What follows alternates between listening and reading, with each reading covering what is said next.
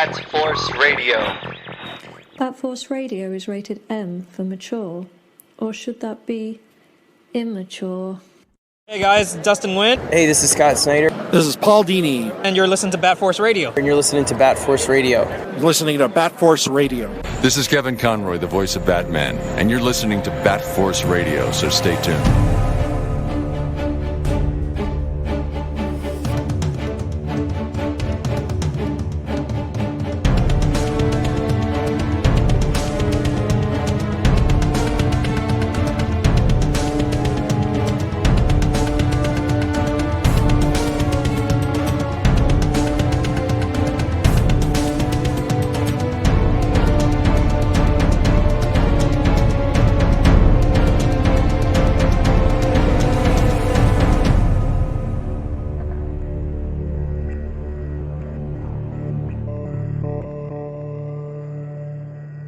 Welcome back to Bat Force Radio, the Batman and DC podcast with no limits. This is our first episode of 2021, so Happy New Year to everyone. And we have saved the first episode of 2021 for just this occasion. This week we are joined by a Grandpa Batman in Texas.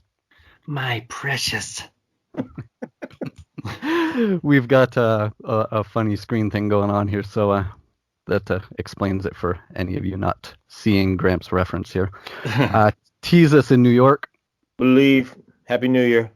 Let's do this. Bat Force Tom in California. What's up, dudes?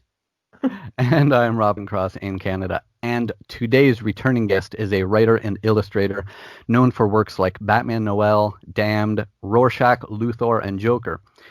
He also produced probably the best run of cover art of 2020 with his variant covers for Detective Comics, and on January 26th, the English edition of 300 plus pages of his art in one hardcover collection will finally hit stores in North America in DC Comics, The Art of Lee Bermejo. Yeah, spoilers.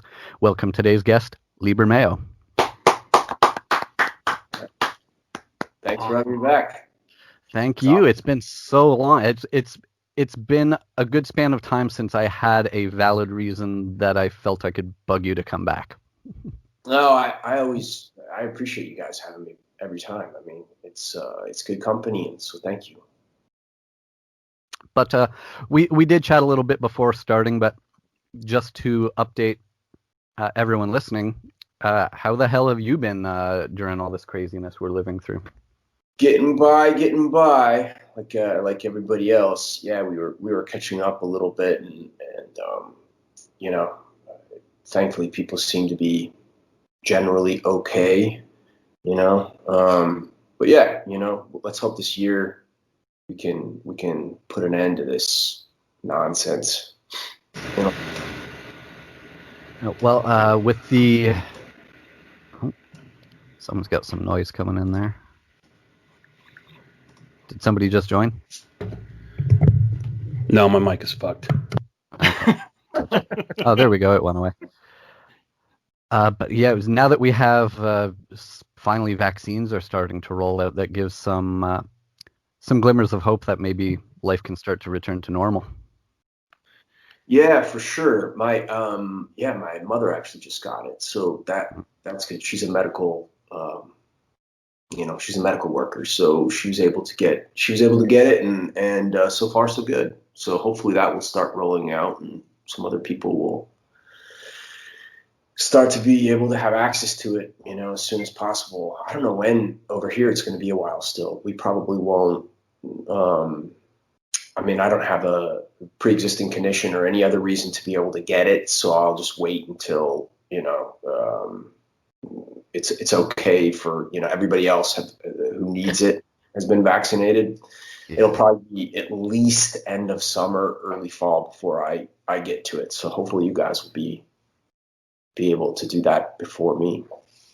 Yeah, that's the thing with it, is the volume of people in every country that have to be treated, right? So, yeah. But it looks like most places, I guess everywhere, is going to be starting with the healthcare professionals and people who are particularly at risk. Right, yeah, which is good. I mean, they've had a hell of a year, so I'm glad that they have first, first dibs, just like the nurses and doctors who've been battling this thing. It's like, nothing but respect.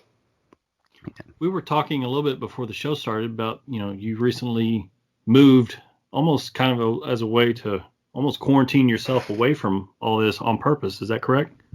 I mean, I was gonna move anyway. It just worked out timing wise that yeah, it just worked out timing wise. I mean, the intention had always been to kind of move up to wine country here, and so I finally was able to do that, and like I was saying before, it's just such a small town up here that I mean, there's definitely still we definitely everyone's wearing masks. Businesses aren't, obviously restaurants aren't serving. Businesses are all working with social distancing and only set numbers of people are allowed inside stores, et cetera, et cetera. I think there's a curfew here too, actually. So I think after 6, you can't really do much of anything. But I mean, for the most part, like, again, it's such a small town. We're talking about, I think, 50,000 people, more or less. So real small when, in the grand scheme of things here. Yeah. But yeah, like my family members in and around the LA area, it's just like a horror show. So yeah, it was a good chance to kind of get up and away from it. It was also your intention with, kind of moving into a smaller town, just kind of remove some of the distractions to focus on work too? Yeah, I mean, I'm pretty, I generally tend to be pretty good about that. I don't have a whole lot of activity. Like, I don't play video games. I mean, I exercise and stuff like that, but I don't really have a whole lot of other, like the typical hobbies that would take me away from work that much. So, I've been pretty good about that. But for the most part, it's just, I really like this area of the country. It's just a beautiful kind of, I mean, it looks like a painting, it's just like rolling hills with vineyards. And it's just really a really pretty clean place to live, Like the background we're looking at on the video right now. But I've been playing enough video games for both of us, so I got you covered on that. You're welcome. I never got into video games. I was never a video game guy. I think the last video game that I played was, what was that James Bond video game that came out? I mean, we're talking about Golda, yeah. Right, 64. Yeah, and I remember some of the Wildstorm guys were into playing that, and so they kind of talked me into. And I couldn't figure out the controller, so my character just kept walking into walls, and like, everybody would just kill me right away. It wasn't very much fun. It's funny because I imagine a lot of people assume that at some point you would have been able to have been caught playing one of the Batman games, running around Gotham wearing the Batman Noel suit. I did, but I freaked out as soon as I saw it. I forget who sent it to me, but someone, because I know a lot of the guys who were involved in the character designs for the first two games. Yeah, like Carlos Dianda. Yeah. Carlos is my closest friend, so he was much more kind of in touch with that stuff in the first 2 games. But I think that, when was the Noel skin? Was that the 3rd one? Yeah, it was the 3rd one. Yeah, I believe Arkham Knight that was on. Oh, was it Arkham? Okay. Maybe. That's the 4th one, right? Anyway, yeah, it was awesome to see that. But no, I still haven't played it. I still haven't played that game. I'm ashamed to say. It's an interesting. I wonder because the number of people who play any given video game is so much bigger than the number of people who purchase any given comic book. I wonder to what degree having a particular bat suit available in the video game would lead people to go out and check out a comic book. I wonder how much that actually happens. Good question. I don't know. Sorry, go ahead. No, I was just saying, I know for the first game, the first Batman game, the Arkham Asylum, I feel like I remember seeing a lot of kids talking about how that was their first real exposure to wanting to then go deeper with comics, because that game was awesome, and it was written by Paul Dini. So it was like straight up animated series come to life, and that led people then to be like, wait, what? Like, this is, I need more. So at least with that first game, I feel like that was a big thing. Yeah, I was wondering about that, with the movies too. It seems like there is some spillover a little bit, like when a movie comes out and people will buy, whatever, like when the Watchmen movie came out, they sold a ton more copies of that book that year, I mean, I always wonder what the real carry over of that stuff is, but yeah, I mean, video games is just like the craziest numbers, right? Like, I mean, the amount of comic books is just like a fraction of that, I think. Yeah, like some video games gross more in sales than some movies do. Oh yeah. So it's a huge industry now. And their budgets can get as big or bigger than a movie. That's insane to me. Yeah, a close friend of mine is the guy. He's a director at Blizzard, and what is it, Diablo 4? That new Diablo game. They just released a trailer of that, I think last year sometime. He's the guy who directed that. Cool. And I mean, the number is like insane. Like millions of people within a day, watch that trailer. So that says it all, But movies are one of the things that, because we haven't had you on, like I don't think you were on at all in 2020, but one thing that we haven't, I've discussed movies a little bit with you privately, but we haven't talked on the show. What kind of movies, Robin? Things like, we miss things, porn, obviously. But okay. I want to touch a little bit, even though it's passed on Joker, but I think the main thing to get some of your thoughts on is the upcoming Matt Reeves, Robert Pattinson Batman movie. Right. Yeah. No, I mean, I'm excited. The trailer was amazing. I mean, the trailer was fantastic. So, I think that had the atmosphere and just the look of it. Greg Fraser's a great director of photography, so I expected the movie to look really pretty, but I didn't anticipate it looking that much. I'm not going to say it looked like Seven, but it had that vibe for sure. And so that was something that immediately piqued my interest. And I'm a big fan of Matt Reeves. I mean, those two Planet of the Apes movies he did were fantastic. That second Planet of the Apes movie, I think, is like one of the best sci-fi movies of the past 10 years, if not more than that. So I'm excited. What do you guys think about it? I mean, what are your thoughts? Yeah, fully on board. I was fully on board from the announcement of Pattinson.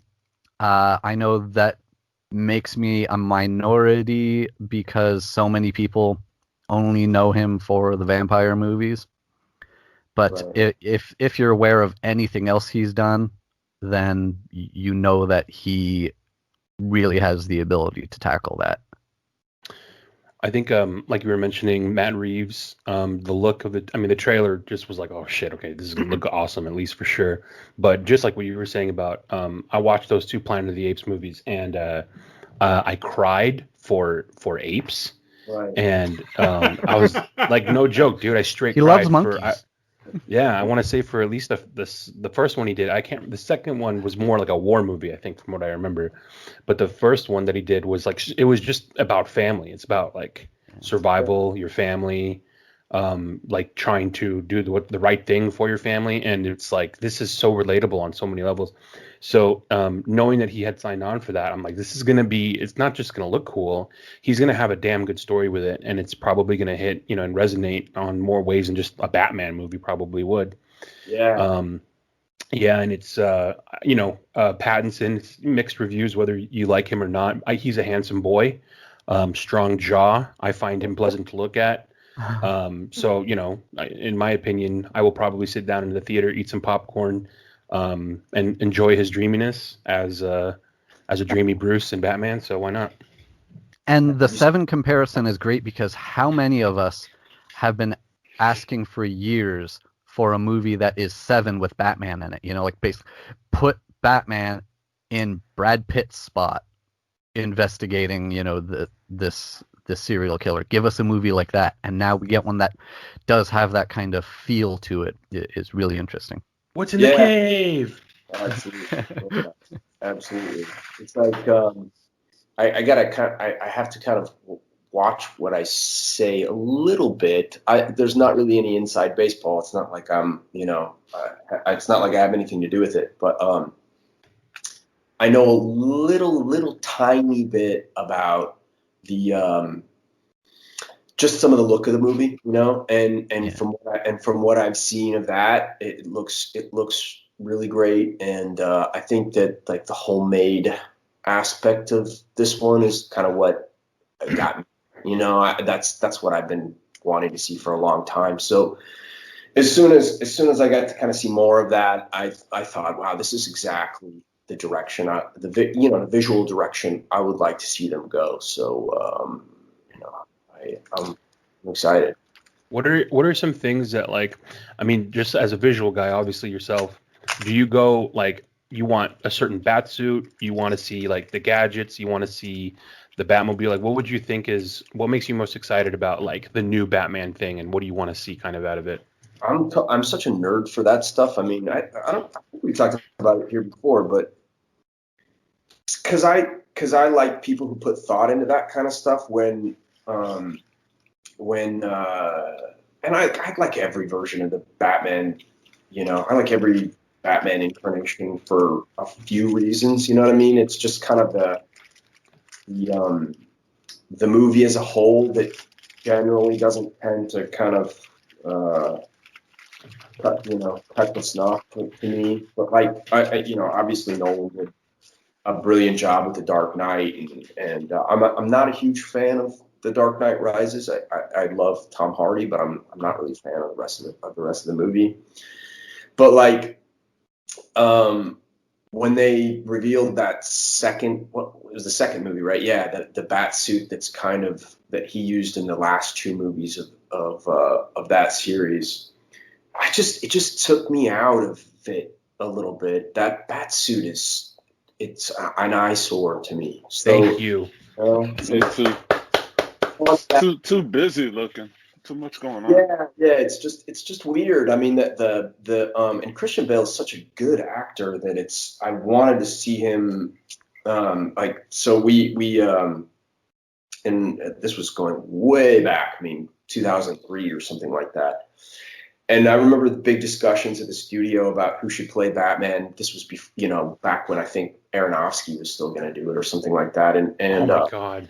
And American Psycho came out, and I thought, this is the guy. Like, this guy is so awesome. I mean, he would be the perfect Batman.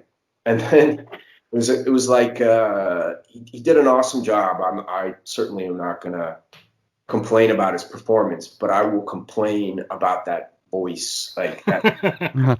Yeah. And it just totally takes me out of the moment, like of the story, and that costume too. It just was not photographed very well to begin with, but also it just didn't work for me. Like this he gets his costume from, it's like a military like, like there's a lot of the logic behind that I guess could make sense in that world, but I'm also not a big fan of seeing Batman in kind of the regular everyday world. You know what I mean? I'm a much bigger fan of a bit of heightened reality, a bit of stylization in that kind of stuff. So I'm definitely a bigger fan of like Burton's Gotham and that kind of just more stylized approach to everything. So like the second and third movie, I remember thinking, this Gotham City just looks like Chicago. There's no, it's just, I've been there, I was like, wait a second, I've been to that building before. That's not Gotham, So and it was so clean. So I saw some set pics from this new movie, and it's just everything looks covered in graffiti and dirty, and just there's homeless There's obviously a huge homeless problem in Gotham City, and that's the kind of stuff I want to see. Yeah. I want to see a city that really requires this crazy guy dressed in a costume. Right. I mean, you need an extreme environment that requires extreme measures to take care of it. Yeah. Something that you mentioned. Oh, go ahead. Go ahead, Teases. I want to say I think this is one of these few instances where a movie takes Batman in a more primitive environment, and I think people that are not really fans of Batman get to kind of see him in this kind of like Earth 1 situation where he's kind of learning how to become Batman, and where technology may not really fit all the time, you don't get to see that aspect of him, and that's what I'm really excited to see.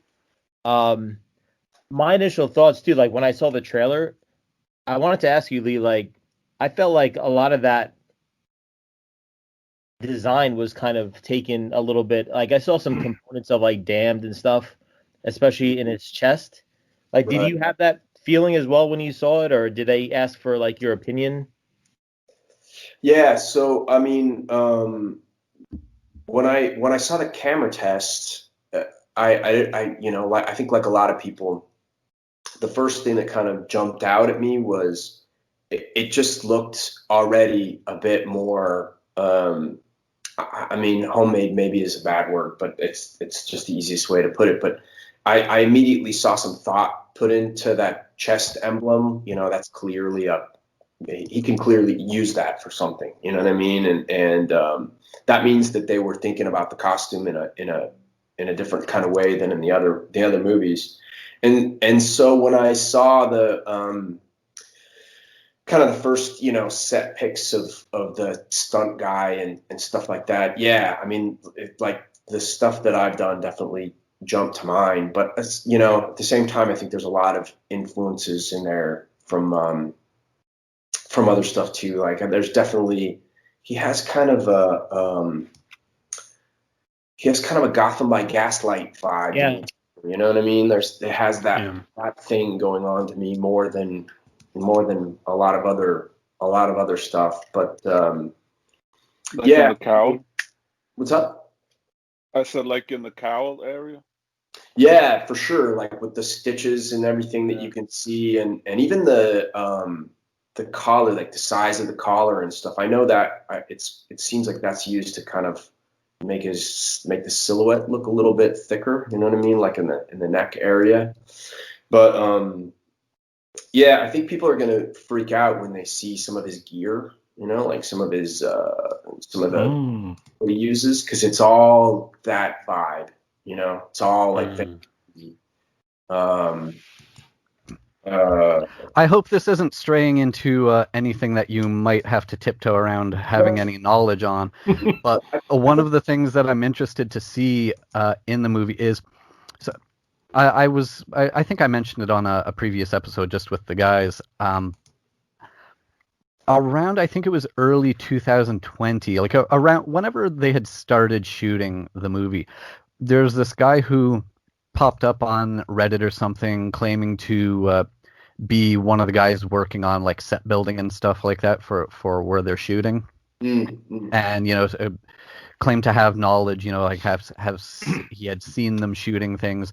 And one of the things he claimed was that the bat suit we have all seen is just the first suit that this Batman has ever had.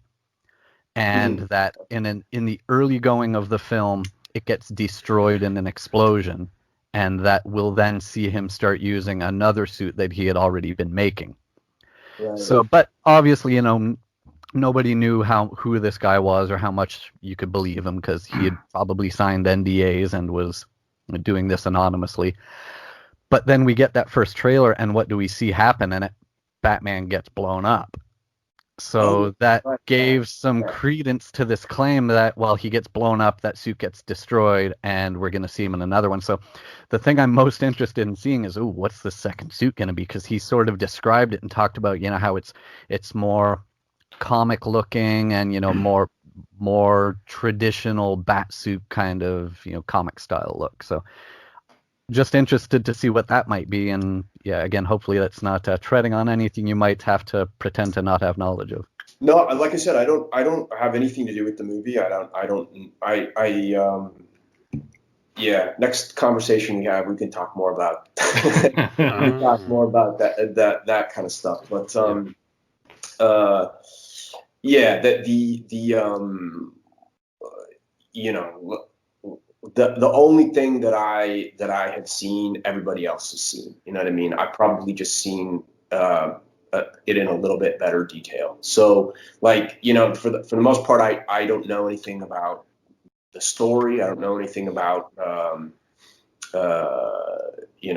any other kind of costumes in the movie. I just think that, like, from seeing his gear and stuff like that, and that, just, you could tell in the trailer. I mean, his bat cave is like an old, it's a subway, it's a abandoned subway station, so they're definitely taking a much more do-it-yourself approach to Bruce Wayne in general. Yeah, which is great.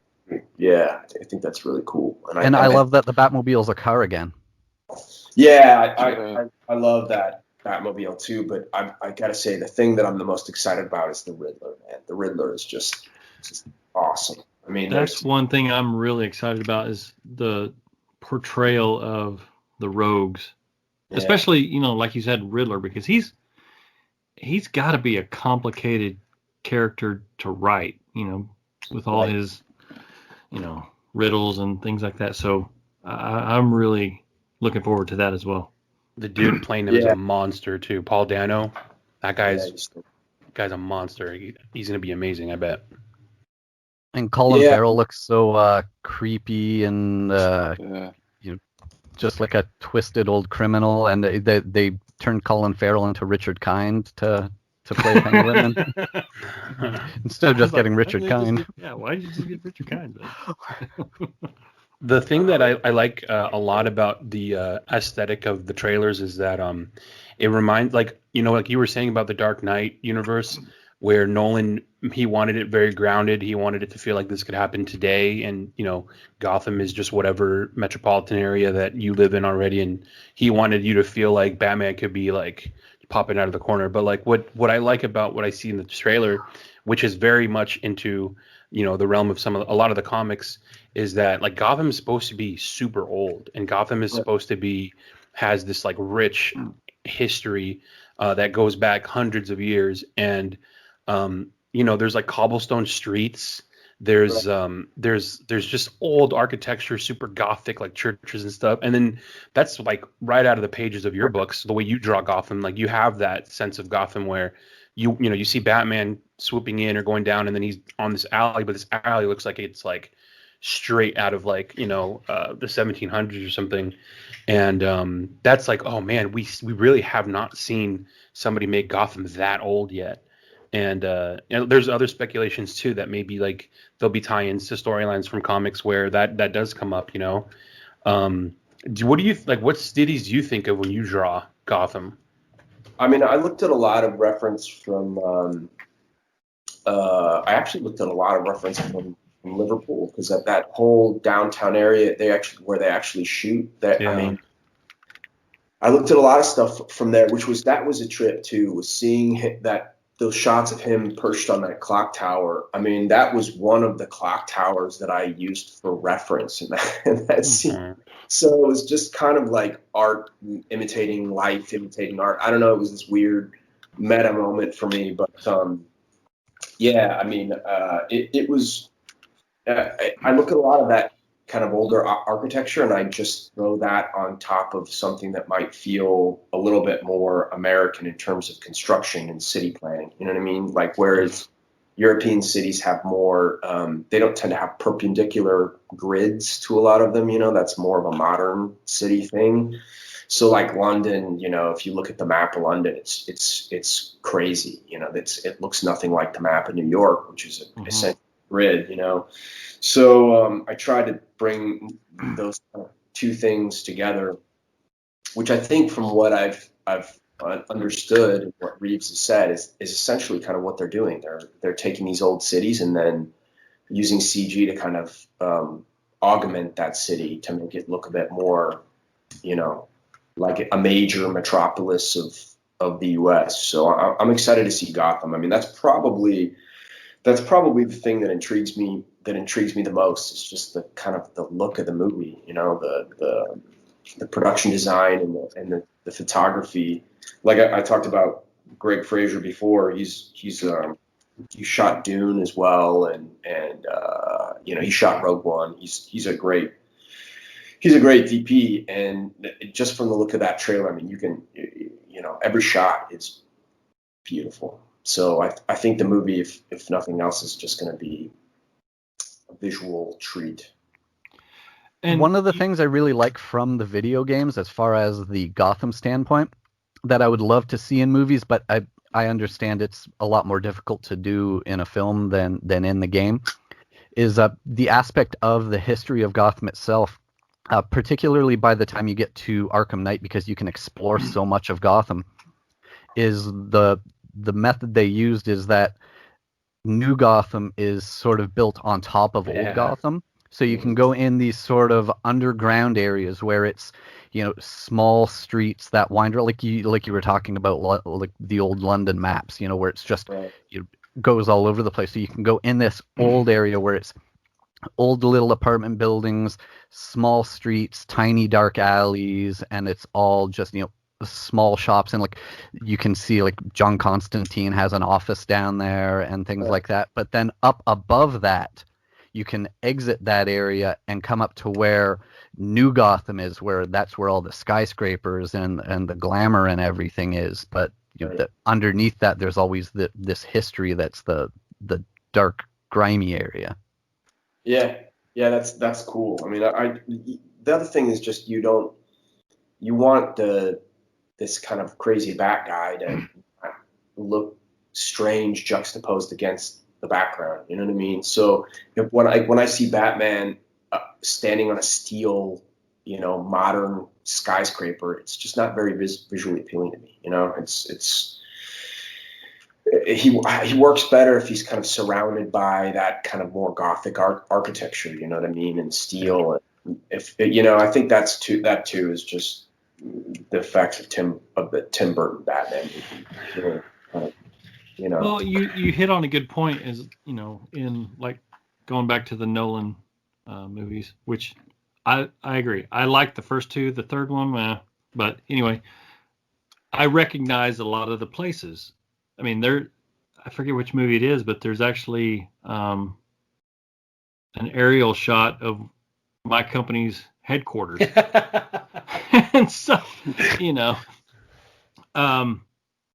I think it's a good idea. Well, I think, you hit on these points that I didn't even think about now, is that, they're filming in Liverpool and places in Europe that me as, kind of an average American audience member, I probably have not been to those locations. So this is going to be all new, and I'm not going to recognize the environment so much, so I can actually just kind of fall into the story and not have to worry about, oh yeah, that does look like Pittsburgh, that does look like Chicago, that's Toronto, Yeah. I love that this is currently making fun of the Nolan nerds with Lee Bermejo on Saturday morning, and I just Tom, love every minute of this. You're the commissioner of the Nolan nerd. Yeah, I am the commissioner of the Nolan nerds. Infiltrate from within is my motto. Bring them down. The commissioner of the QAnon Tom over here. Yeah. Tom and on. You see this happen all the time, though, right? Like where a new movie comes out, and so it becomes kind of fashionable to tear down the old movies. I remember people were doing that with the Burton movies when the Nolan movies were coming out, and it's just a cyclical thing. I've gotten pretty used to it, but what I've noticed is like all of our favorite artists, like the guys that, just collectively we always gravitate towards because we like their art. When we talk to them, it's always that similar things. Like they like the stylized version. They want the heightened sense of reality. That's usually what they draw. And it's like, oh shit, yeah, that makes total sense. That's why we love it, And like Kelly Jones talks about the same thing. Like Kelly Jones, like he has to create this character that is this like, you know, almost this like boogeyman or alien. So juxtaposed to the city, it's scary, and it makes a lot of sense now that we hear people talking about it, that like we kind of all like the original look of that, and that's what you guys are That's also what's awesome too, is like, you know, a lot of you guys grew up with the same stuff we did, so you're just like little kids now, being able to play with the toys that you had when you were younger, and you're getting to put it to paper now, and we're just like just eating it up, because it's like, my God, this is exactly what I want to see. So it's really cool to see that. You talked about Kelly Jones. He's so good, man.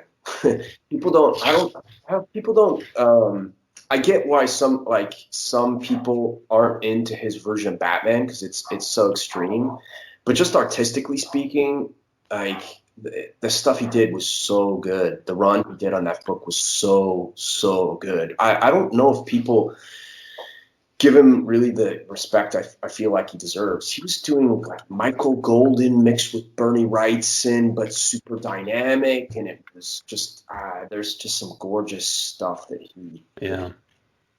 I think if more people listen to him explain why his Batman looks like he does, they would appreciate it more. Like his explanation of how he draws Batman, not from how Batman would actually look, but from like how some thug who had just been attacked by this crazy guy in a bat costume in an alley would describe what just happened to him. You know, it was this giant guy with wings and giant horns on his head, and he had like bloodshot red eyes or something. Yeah.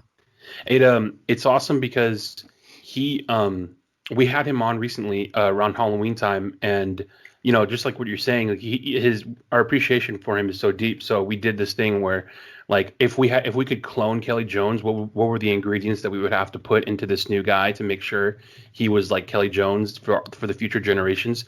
So he just told us like all of his influences as a kid, all of his horror influences, everything that like basically creates the Batman that he does, and that was awesome. Like, it's all these like children's, you know, animation TV shows, all these horror movies, all this stuff that he loved as a kid that led to him like having this view of Batman. For me personally, like, I don't know about you guys, when his Batman was coming out, I was still pretty young, and it scared me. I didn't want to read it because the covers were scary. You told me it scares you now. That's how impactful.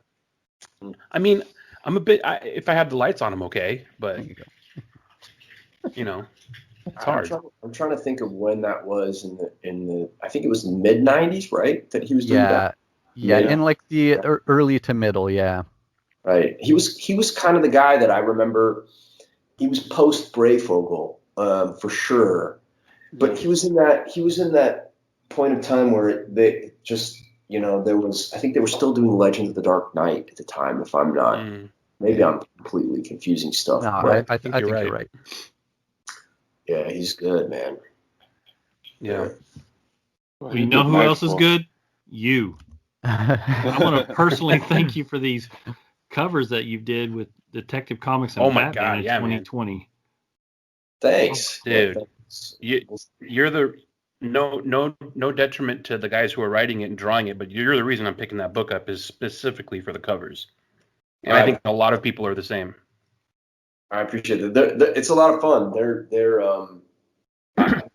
They weren't required to be very story centric, so that was fun. I mean, it was basically just I had free reign for the first 12 or 13 of them. I mean, I got a little bit of information on here and there of what was going on inside the book, but it was more just, you know, draw a cool Batman image month, and so it was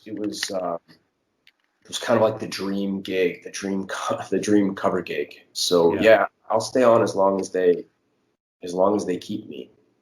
What's your favorite one of them that are out already that you can tell us about? What's like the favorite one you've done? You're like, God, that one looked awesome. Or like, I'm really proud of that one. That's a good question. I don't know. Set aside being self-critical for a minute. I just did one with Clayface that I'd like never done that character before, and I had to figure out how to do it, you know, and that was fun. That was just because I like that character so much, but he's so weird, you know. It's hard to take those kind of more monstrous characters and figure out how I wanna do them. That one kind of stands out just because it was fun. It was fun, different kind of cover for me. But yeah, I don't know. That's a good question. There's some of them I feel like are pretty standard, but a couple of them actually wound up. I like the one where he's like climbing on the fire escape and he's looking through the window, and there's bullet holes in the window. Yeah. I just feel like that one, like playing with the kind of slight blur effect on the windows. I like that kind of stuff where you're kind of trying to put readers in a position where, you know, they're looking at something where that they don't usually see on a comic book cover, which is that kind of real point of view stuff, you know, where you know, the glass of the window pane actually kind of, you know, fogs out a little bit, so Batman's not necessarily the top half of him isn't crystal clear, and except in the bullet holes. I like that. Yeah, it also somewhat tells a story. You know, it's not just a pose character. It's like that's the cool thing about the freedom in these. You're giving us like sort of snapshots of Batman stories that feel familiar, like the one that you just posted most recently. I think it was the 1035 cover. Is Batman on the fire escape, and you see through the windows, like in one window you see a guy holding like just the lower body of a guy holding a knife, and then the next window the lower body of a guy tied to a chair. And it's just a little snapshot of a story. And that connects to the other one with him. It's the other green cover of him turning around, and there's two guys that he's just beaten. Oh, yeah. Yeah, so it's like some of these are kind of like, I mean, they're probably not strict. They're probably not interconnectable. You know, each and every one of them probably isn't interconnectable, but there's definitely some. You can put them in sequence, I think, and there's a couple different solutions that work. You know, so if people want to kind of stack the covers together and try to figure out their own, I'm not going to say story, but just like there can be an order to these if you want. Because I mean, when they first offered me the gig, I had about 10 images that I wanted to do, and the idea was to kind of tell a story with the covers, you know. You know, but it wasn't something that was responded to necessarily by a couple different people.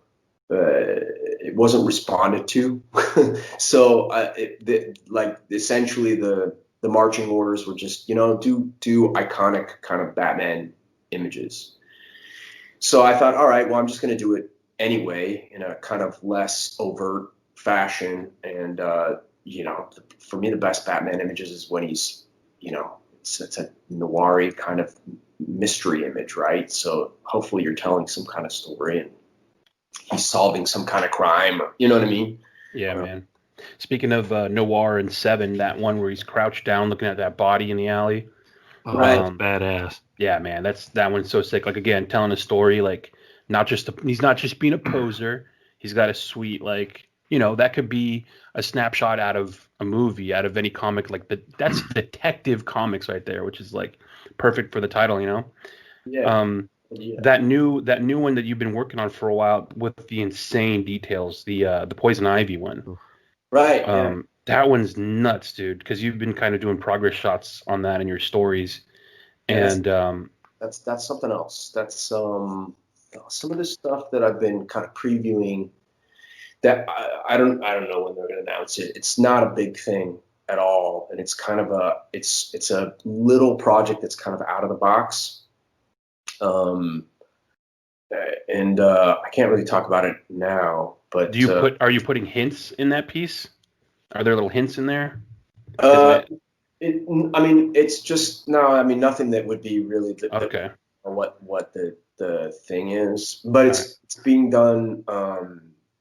It's not being done strictly by through DC Editorial. Ah, okay. So DC Editorial is involved, but it's a different kind of wider. Yeah, it looks just off the backgrounds and the graffiti, it kind of tells me of a little bit of a wider scope or universe. Right. Yeah. So it's like that chance to do some it's a real short thing, but it's it's fun. So I don't know when they're going to talk about that. Hopefully soon. That gives me hope, though, that there are things happening sort of out of the scope of the main channels, because there was about a year ago, there was something you told me about that was not happening, and it was heartbreaking. So it gives me hope that maybe that could eventually happen. Well, I mean, just you guys have all heard and read the news. I mean, the company, I mean, everybody's gone. You know, almost everybody I worked with is not there anymore. So it's a different, we talked about it last time too. It's a different place now, and they have different priorities. We'll just put it like that. So it's not like the possibility of doing more with them isn't out. It's certainly not off the table. It's just, I mean, literally, it's just the fact that number one, I'm doing a larger project for another publisher right now, but also just the fact that I still have to see where all these falling pieces land, over there, because they're really the company's really in flux.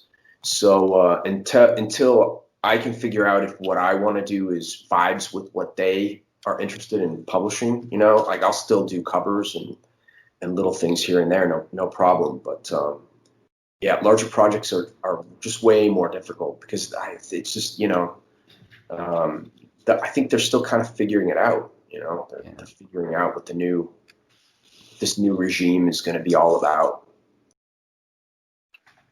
Well, I think what we all hope for is that what the new regime figures out is that the best practice is to get out of the way of the creators who know who know comics, who know how comics should be made. It for a while it felt like the people who were calling the shots only had an understanding of money and not of how comics were created and what we want as readers. Well, they're not there anymore. So, I kind of watched the, and it was really tough because a lot of people I loved and think are just awesome people and loved working with. A lot of those people aren't there anymore. Like Mark Doyle, like he's just the best. And I think that them losing Mark was a huge mistake, like gigantic mistake. Same with Mark Chiarello. Yeah. That those two guys just had so much to offer that company, and so many people loved working with them.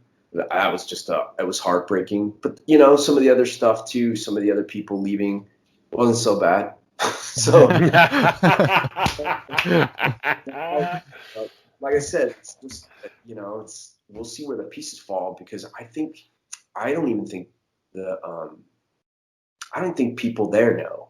So I think they're kind of figuring it out. I think this whole moment in time, and I don't think it's just DC. I think it's across the board. I think it's at HBO. I think it's at Marvel. I think it's a lot of different places right now are kind of trying to figure out how to do, I mean, beyond just the COVID situation and changing buying habits, the way people are, reading comics is changing. The way people are seeing movies is changing. I think people are kind of caught up in this. What are we all about? Certainly after AT&T bought DC, that company has a completely different attitude about everything than the old DC had. And, you see it even with the, with the books that they are interested in doing now. It's like I said, it's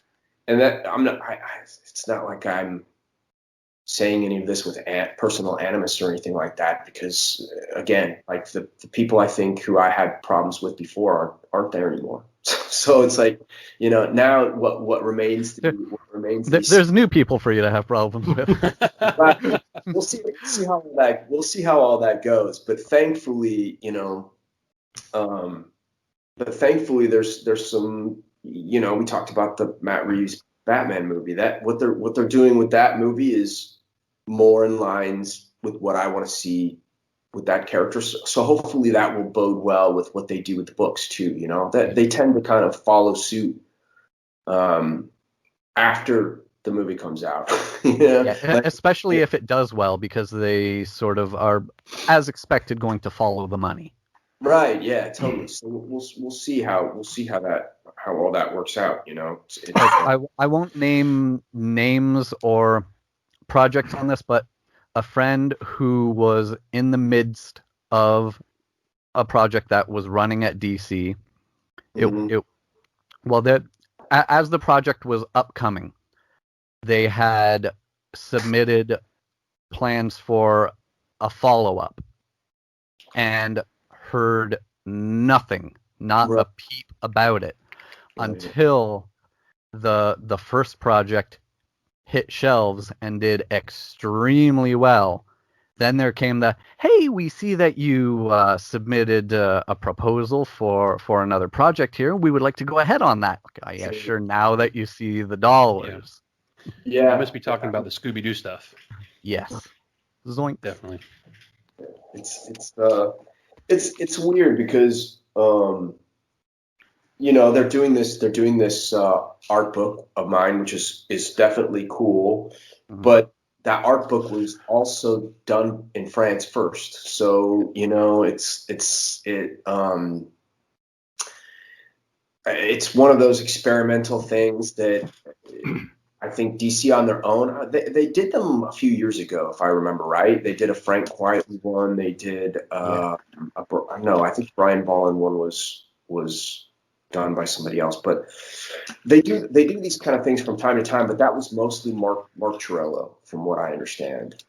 And well, I you know, again, it's like there's the good thing about this new, more international world we live in now, you know, is that now some of these other publishers who are doing DC stuff in other countries, like Urban Comics in France, who I don't know if you guys have ever seen the products that they oh my god, they're amazing. They're the nicest things you'll ever see. Hot sex on paper. They're beautiful, and they just you know, they do the line of black and white books, and so they just did that John Paul Leon Creature of the Night all in black and white, which is like, oh my god, it's that story. I was a little slow to get that. I had to trade weight on that, but I love that story.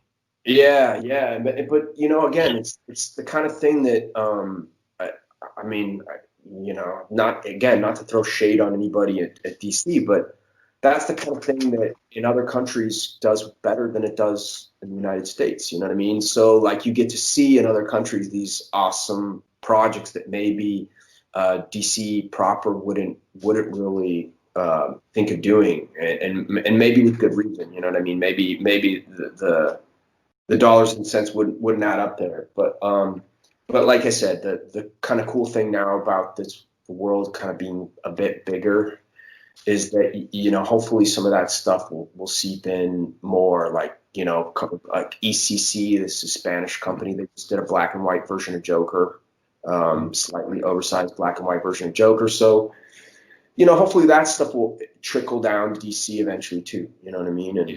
And they'll start to publish more of that stuff. Your art book comes out at the end of this month, right? Yeah, the 26th over here. Okay. And do you know, I know sometimes they do this, like they'll have like a Barnes and Noble exclusive, or they'll do something more like, you know, maybe you get a print, or like I know they did it with, I want to say, was it Damned? Yeah, where Damned had a special like edition for one of those. Do you know if any of those retailers are carrying that? No, there's no Barnes and Noble exclusive. I think right now, with everything going on, especially with most bookstores being closed, you know, or just struggling in general, I don't know how much more of that kind of stuff we're going to see.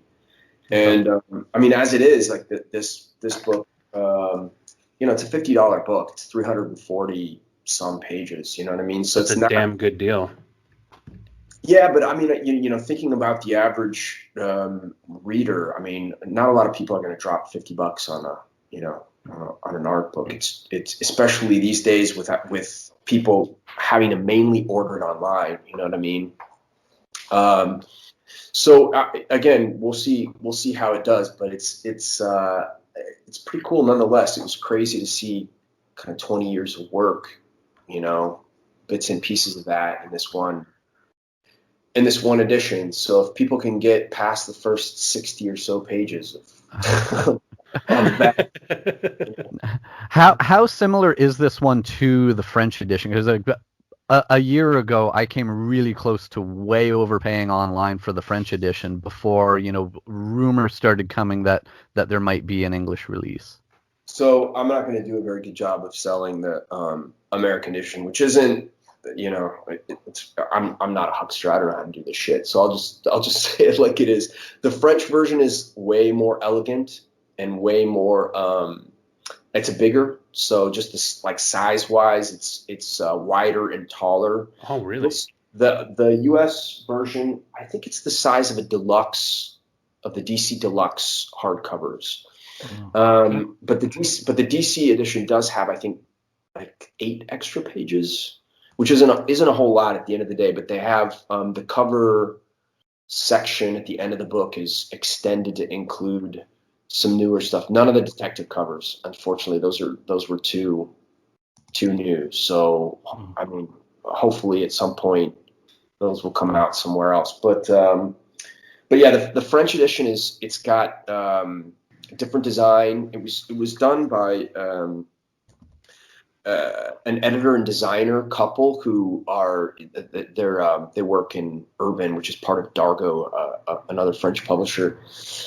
And it was kind of their baby, and they wanted to do this book, and it was a labor of love, and it was just awesome to be a part of it, and I was super grateful that they wanted to do it based on my stuff. So the art book itself, the French version, is pretty unique, and to DC's credit, they did use a lot of that design work, but they changed some of the intro and cover stuff. Just it's slightly more. I think they did it so it fits more with the. If they did it in the French style, it would stand out almost as a non-DC product. You know what I mean? On their on the shelves, because the Urban stuff tends to all have those very stark black and white covers, and they don't use slip cases on anything. You know what I mean? It's all a straight to hardcover. So the differences are pretty much that. Like the U.S. version is slightly smaller in size but longer in page count. But everything else is the same. So you have pretty much a section on every major book I've worked on from Superman Gen 13. So yeah. So there's about maybe 12 pages per project, maybe 15, I forget. Wow, holy shit. So a lot of black and white stuff, a lot of printed from originals, and there's some sketch behind the scenes stuff, but I don't do a whole lot of that in general. So it's pretty limited on. If I know a lot of people, when they buy art books, they like to see kind of the behind the scenes, like these are the layouts, these are the character designs, and I don't tend to do a lot of that stuff. So there's a little bit of that in there, but there's definitely a lot of black and white stuff in there. A lot of that. Cool. Yeah. You don't need to do that. I remember in San Diego one time when you drew me a Keaton, you looked at the page, you looked at the blank paper, and you looked at it for maybe like 20 seconds. You just kind of looked at it, took out a fucking Sharpie, and just went at it. And like, holy shit, like this guy just did this with a Sharpie. That's insane. It's still one of my favorite Keaton sketches that I got in my book. But dude, so you got this art book, and then I think just recently the Prime One Studios just shipped out everybody's pre-order of their, I want to say, Joker statue. Yeah. How many do you have now that are? Do you have all of them that have been released of yours? Yeah. So the only one that I don't have is, and because it's not in production yet, is the Catwoman one. They just announced. But yeah, I've got, and it's driving me crazy because I'm having bookshelves built for my studio, and the bookshelves aren't finished yet. Yeah. And the whole point of these bookshelves was to display these statues. Yeah. So So it's just like I actually have 8 of them. Holy shit! Yeah, I'm a huge Prime 1 fan. So I just got this Optimus Prime that's fucking amazing. Oh man, I had like this giant Optimus Prime, but I have the what do I have? I have the Frank Miller Batman. I have the Batman versus Superman Batman, and my statues. So yeah, so that like just the amount of space that they take up is expensive. So yeah, but you've got obviously what's awesome about those statues. They have alternate head sculpts, alternate accessories. That's something that is just pretty insane. That like you can have multiple versions. There's a dude that is online who gets like 2 or 3 of every statue from Prime 1, specifically so he could probably display every accessory at the same time. So it's awesome, man. Like, what's it like now seeing after your career, to where it is now? Is it weird? Is it awesome to see the physical manifestation of your work in that? Like, you have your work in a physical form, not just comics, but literally like 3D in an office now at your house. It's awesome, man. I'm not gonna lie. Awesome. It's in a lot of ways, I think they look cooler than what I do, because they're obviously three-dimensional. They have the texture quality of them is just real, just so good. But the Damned statue in particular, like when I got that and was kind of like putting it out, you know what I mean, like taking all the pieces out, I took out the little grapple gun. And I had this moment where I was looking at this little grapple gun and just thinking, this is like the best reference material I could ever, like all those years of making that shit up, or, perspective or doing whatever. I mean that. So, now it's just like I have these little heads and it's easy to, just pull one of them over and, turn it however I want to turn it and draw from it, you know what I mean? So in a lot of ways, they're the perfect reference, but it's it is pretty funny to watch people's expressions when they see them, because it's like this mixture of like, what the fuck is that? And kind of, that's cool. So like people who aren't into comics, I used to have them all in my living room. Yeah, and, on your fucking like windowsill. Yeah, and so people would walk into my living room, and I had like this, like the last place I was living, I had this like giant garden outside. And so people would walk into this kind of weird garden that, I mean, like from the parking area, you couldn't really even see the house, So like you'd walk back in and then they'd walk in the front door, and people, like, they just wouldn't be able to look at anything else. They'd just look at those statues. And so like people would be sitting on the couch and you'd be trying to have some conversation and you'd realize that the person was just staring at the statue. just going, yep. Yeah. They're just, again, they're big and they take up so much space. And when you have a few of them in the same room, they just completely conquer the room, So I'm totally. Every time I look at them, I'm like, that's awesome. I can't even believe it. So they did a couple of versions of the Damned Batman. Did they send you both, like the deluxe and the regular? It's essentially the same thing. I think the deluxe has one extra head skull. It looks like it has like the skull, Batman's skull face. You have that one?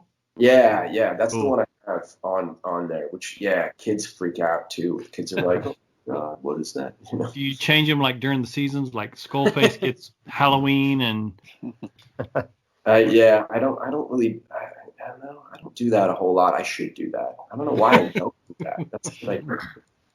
I will start to do that now. Were you involved a lot in like the process? Like, did they show you step by step, or is it almost kind of near the end of it when everything was sculpted, or did they give you kind of updates? Yeah, for the most part, yeah. The only one I really didn't see I saw the Batman Noel, the first one they did. I saw that when it was a finished product, so I didn't even know they were doing that. Oh my god! And that's actually why I contacted them and I was just like, whoa, like I'm a huge fan of what you guys do, and I can't believe you guys did this. Can I have one? I was just like, can you please send me one of those? Hey, bitch, that's mine. Yeah. One thing I have to applaud them for is how well they translate your images from the page to a physical form like this. Because one thing that I think a lot of things have struggled with, whether it's figures or other statues, has been making your work translate to something tangible. A lot of times it just doesn't work. There's just something missing. Yeah. But this Prime 1 stuff, they nail it. It's just the quality of their, the people that they have doing the 3D sculpts and just them. If you meet these guys, they're insanely detail oriented. I went to, I think it was 3 years ago, I went to Tokyo with them actually to the Tokyo Comic-Con, and I was basically their guest at the booth. And they probably had 30 some statues, on display. And the owner of the company is walking around showing me the booth, and he's just like losing himself looking at little minute details of the statues. And then he's, calls over his, someone else working with the company, and they start chatting in Japanese and then walk away. And when I asked what that was about, he's like, oh, we need to change some of this rock texture here. It's just it's not convincing enough. So wow. they're just extremely detail oriented, which is great for my stuff, because it's texture of costumes and all that different kind of stuff. They're able to really put that in the forefront, and make it come to life. Yeah, I don't know if there's any other company that could possibly do that to, make it as quality as them. Is there? They're working with a lot now, right? I think they're doing some Jason Fabok statues. They're doing. I saw a video of theirs with a couple. Tyler Kirkham. Oh yeah. Okay. All right. Yeah. They're starting to put cloth capes on these statues now too, which is like stepping it up even more. Yeah, the Batman ones have cloth capes. Yeah. You can pose them too. They have wires in them, so you can kind of I've seen some people online do some elaborate, awesome cape designs, and anytime I try to mimic that, it just looks like this jagged, weird mess. But you can do it if you want to. Yeah. They announced a. Go ahead. That last statue, I don't know if you guys have seen it in person, but they just give you like 30 inches of chains that you're just wrapping around the statue, and it's unreal. Like, it's very customizable, and it's every little piece is just accounted for. It's mind blowing. The Joker one? No, the Batman. Yeah, the Batman that laughs. Just with the 3 Robins, it's insane. Oh yeah, that would fit really good in your room if you had a spot for that. The Batman Who Laughs one, right? Is that the one you're talking about? Yeah. Yeah. Is that based off of any one specific design? Ooh, that I don't know. That I have no idea. I know, like I said, I know they've started to work with some people. I know they did. Was it Adam Kubert? They did one of the Batman from Dark Knight that he did. Oh no shit. Oh wow. So Del Auto too. Oh, that's right. Yeah, because that's the one where he's standing with the gun, right? Right. Oh yeah. I'm sitting here looking at the Talon. That one looks good. The one that caught my eye recently was the Jim Lee Hush Batman inside of the Batcave. I don't know if you saw that one, Lee, but the awesome part of the diorama is that it has like that light up green like bat computer component. So they're getting crazy with it now. Yeah, it really is insane. I mean, the stuff, the level of detail. I'm a big fan of the 1986. I'm just a fan of those cartoons in general. Anything that was coming out at that point in time when I was a kid, and so I like that Transformer. Like I'm an old school Transformers guy, and So they did this Optimus Prime based on that Bumblebee movie, you know, which has all the kind of more original designs but slightly updated. And I mean, I'm looking at it right now. It's insane the amount of detail in it. I mean, the back of him is just, you know, all the pieces look like different types of metal. So like the red parts of him look like, you know, a car chassis. I mean, it's pretty spectacular. And that's just, like I said, they're just kind of crazy with their attention to detail. And I mean, the eyes light up, and it's just, you know, it's nuts. I'm looking at that Soundwave and Ravage. That is sick. Yeah, how awesome is that? You know? If we, okay, yeah, I'm gonna have to win the lottery. Too much time. They'll do. I'm sure they'll do Pattinson Batman too. I'm sure they will. You know, they do all that DC movie stuff. You know, they just did that amazing Joaquin Phoenix Joker 1-2, which is, I mean, mind blowing. Yeah. Wow. Hey, I wanted to rewind to the art book for a minute because I wanted to ask, what is the process of putting a book like that together, and how involved in the process are you? Like, are you a part of selecting what will be included, or are you more just providing scans of the art that will be included? So it was actually the editor of the book is, her name's Sarah Champier. She's like I said, she works at Urban in Paris, and she actually came out and interviewed me. Did this kind of like pretty comprehensive, I mean, you know, hours long interview that she then integrated into the book here and there, where we were talking about every book and you know, I'm not going to say crazy detail. There's, you know, she definitely edited out a lot of information, but so that was kind of the first pass, was just them kind of talking to me about all the different projects. And then what they did was kind of compile a kind of it was like a sketch version of what they wanted the book to be, with some, you know, early graphic design ideas and some image types. And the big thing that they wanted to do, which I was definitely on board with, was they wanted to make sure that there was a lot of double page spreads with kind of close-ups of stuff, you know, like a more traditional art book or monograph would have. So there's a lot of stuff in there like that. Like there's like a Rorschach panels that are small that they blew up and kind of take up double page spreads, so you can really kind of get in there and see a lot of stuff. There's, you know, parts of Joker that almost every book has these kind of massive double page spreads. So like, you know, the Batman Damned page of Enchantress with young Bruce and the dead bodies of the Waynes, like that's a double page spread in black and white in the book. So there's a lot of that kind of stuff in there. And then I went ahead and scanned what originals that I had left. Specifically, I have a lot of actually of the older stuff still. I never got rid of that. So there's like some original Superman Gen 13 pages, or at least, you know, scanned from the originals in black and white in there. There's some Batman Noel stuff scanned from the originals. There's a lot of cover stuff, you know, that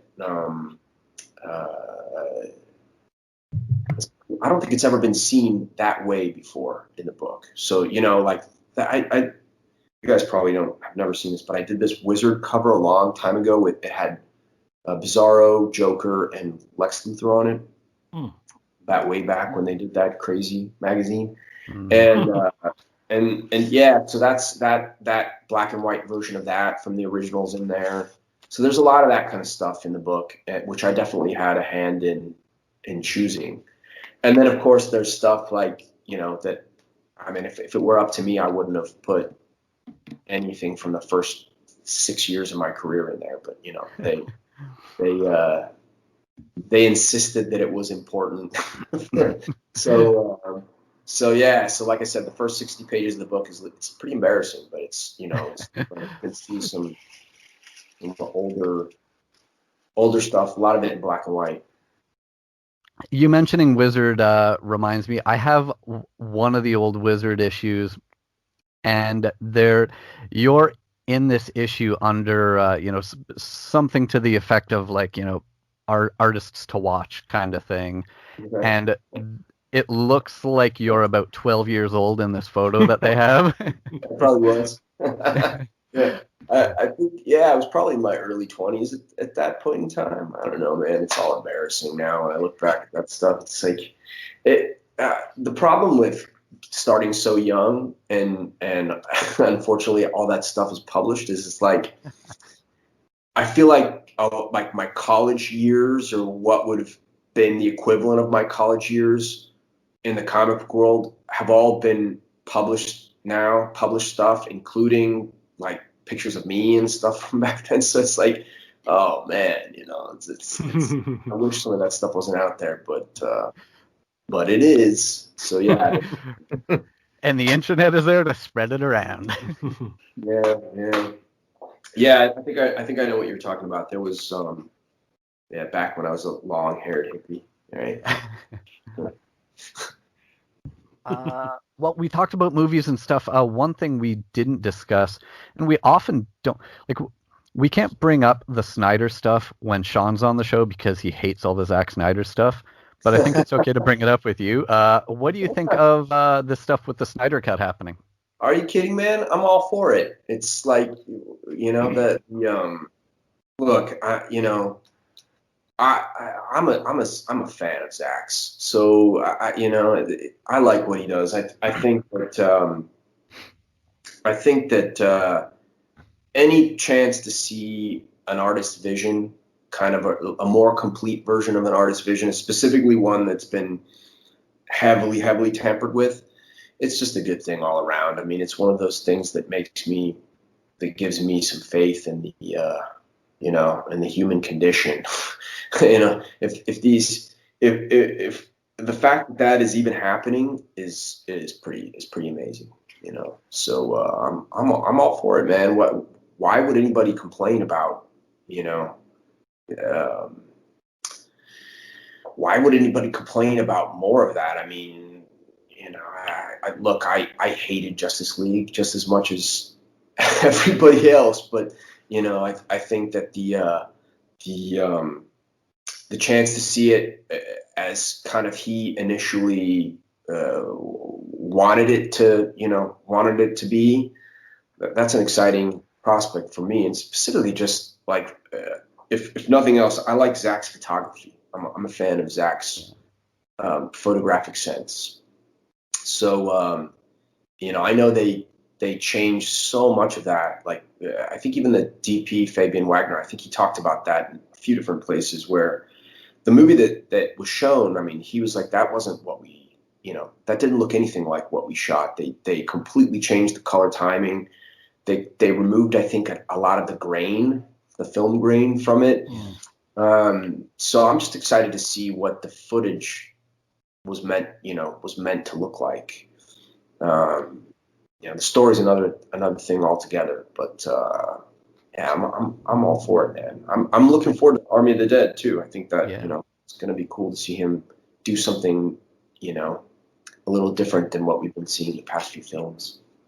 And the success of the Snyder Cut campaign set an interesting precedent, because that was no sooner out into the world that this is actually happening now, that people seem to, oh, it worked.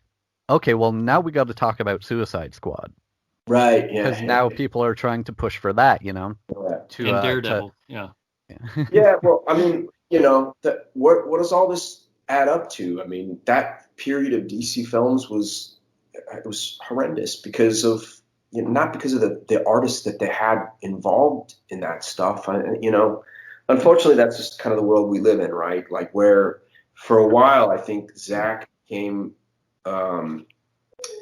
He just became a punching bag for people, and it became very fashionable to talk shit about him. Ultimately, I think a lot of that, especially from people I know, where it's like, I get it. We all have tastes. We all have differing tastes, and some people just don't dig what he does. Just like comic book art styles, you know what I mean? Not everybody's going to dig what everybody what everybody else does. But I feel like Zach got very unfairly pummeled for a long time. So I'm just excited for him to kind of be able to come out of this with you know, a chance. Again, it's like a chance for him to kind of be the Phoenix. You know what I mean, to a certain extent. And Agreed. you know, it's like you know, people are all talking about, well, you know, the film won't be that different. We all kind of, it's a movie we've all seen, and then what did they just talk about? The fact that he only shot 4 minutes or 5 minutes of new footage. I mean, I know people who worked on that movie, and in a conceptual sense. And there's a lot of that movie that people didn't see. So I'm fairly confident there's going to be quite a lot to that movie that that will be really awesome to finally see the light, so to speak. Yeah, and like we have already confirmation on things that Harry Lennox is indeed revealed as Martian Manhunter. Like that's enough right there to see a difference. There was designs for all that stuff. You know, like there was designs for Darkseid like back in 2016 or 17 or whatever. I mean, it was pretty unfortunate, I think, what happened there, and yeah, I think that whether or not you're a fan of what Zach does and whether or not he is to your taste. But, you know, like people even talk about the way he gives interviews. I'm just like, leave the man alone. But he just like gets dumped on for the most ridiculous reasons too. But, you know, you know, I get it. Like I said, everybody has different tastes. But as anybody who appreciates the arts should, I think, enjoy being able to see an artist see his vision through. I think that's a good thing.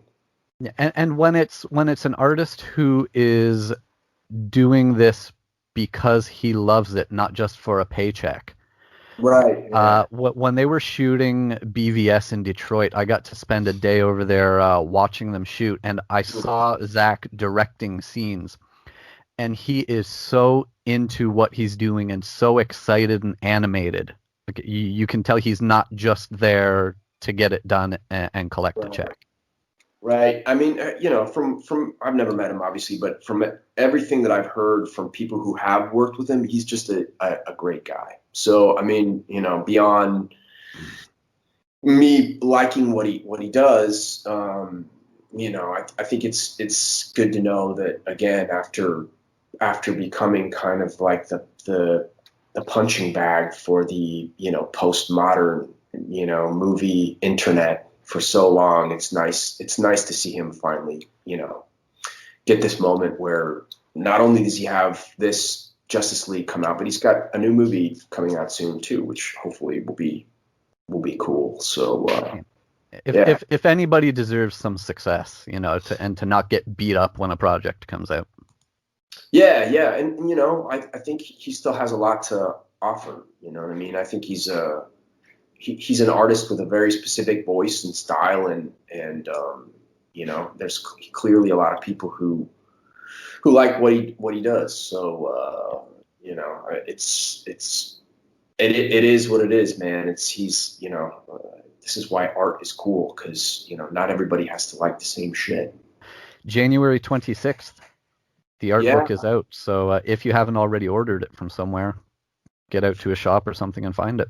Yeah, hopefully people dig it. And I'm excited for it to actually hit American audiences, because it's been out, like the French version's been out over here for about a year, and I was really hoping an American version would eventually hit the stands. So I'm pretty stoked about that. So I do have to say, what you revealed here today about the differences in it has made me realize that I'm still going to have to hunt down a copy of the French version. So thank you for that. See how I did that? Got some. I see what you did there.